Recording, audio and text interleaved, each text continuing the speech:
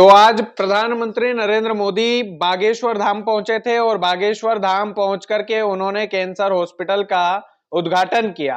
वाकई में ये तारीफे काबिल होना चाहिए। वाकई में इस बात की तारीफ होना चाहिए कि अब मंदिरों में अस्पताल भी खुलने लगे हैं। बागेश्वर धाम इसका जीता जागता उदाहरण बना है और देश के मुखिया यानी कि प्रधानमंत्री नरेंद्र मोदी ने स्वयं बागेश्वर धाम जाकर कैंसर अस्पताल का जो उद्घाटन किया है वो वाकई में तारीफ काबिल है। उसमें किसी भी तरीके का कोई भी विरोध नहीं होना चाहिए। जिस तरीके से पंडित धीरेन्द्र कृष्ण शास्त्री ने ये पहल की है, बागेश्वर धाम ट्रस्ट ने ये पहल की है, इसकी तारीफ होना चाहिए। और जितने भी बड़े मंदिर है देश के अंदर, ये बागेश्वर धाम से प्रेरणा ले सकते हैं कि जो पैसा मंदिर में आ रहा है उस चढ़ावे से कैंसर अस्पताल जैसे अस्पताल खोले जा सकते हैं। और जहां पर भगवान भी हो, जहां पर पूजन अर्चन भी हो और जहां पर हॉस्पिटल भी हो। आप सोचिए कितनी अच्छी पहल मध्य प्रदेश की धरती पर बागेश्वर धाम पर हुई है। देश के मुखिया स्वयं आए थे और बागेश्वर धाम में बने कैंसर अस्पताल का उन्होंने उद्घाटन भी किया।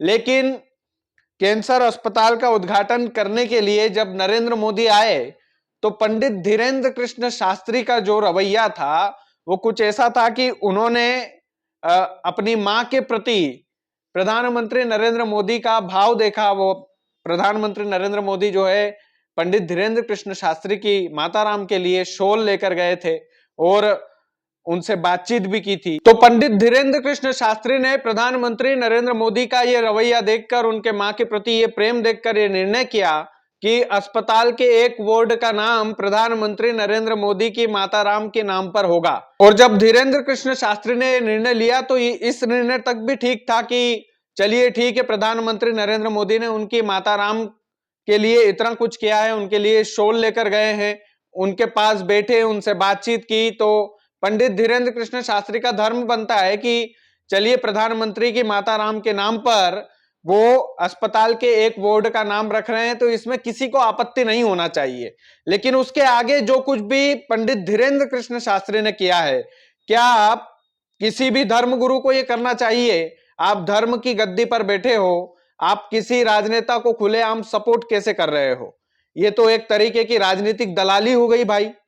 इस तरीके की दलाली क्या करना चाहिए? पंडित धीरेन्द्र कृष्ण शास्त्री ने बोला कि आप हमेशा सत्ता में रहें, इसी तरह सत्ता में बैठे रहें और देश का विकास करते रहें। आप सोचिए कि क्या विपक्ष के नेता नेता नहीं है? एक धर्म गुरु के लिए पक्ष और विपक्ष बराबर होना चाहिए। आप किसी राजनीतिक गद्दी पर नहीं बैठे हो, आप बैठे हो धर्म की गद्दी पर। और धर्म की गद्दी से राजनीति करना एक गुरु को शोभा नहीं देता है। आपको लाखों करोड़ों लोग चाहते हैं, हम खुद भी चाहते हैं, बाबा बागेश्वर के प्रति हमारी भी आस्था है। लेकिन जब एक धर्म गुरु किसी राजनेता का सपोर्ट खुलेआम करता है तो कहीं ना कहीं दिल में दुख इस बात का होता है कि फिर आप राजनीति ही क्यों नहीं कर लेते? आपको टिकट ले लेना चाहिए बीजेपी से और आप बकायदा लड़िए चुनाव, कोई दिक्कत नहीं है। उसके बाद आप खुलेआम सपोर्ट कीजिए। लेकिन आप बालाजी के भगत हैं, आप बाबा बागेश्वर के भगत हैं, आपको करोड़ों लोग चाहते हैं और आप किसी नेता की दलाली कर रहे हैं खुले मंच से। यह कहां तक ठीक है? ये कहां तक आपको शोभा देता है?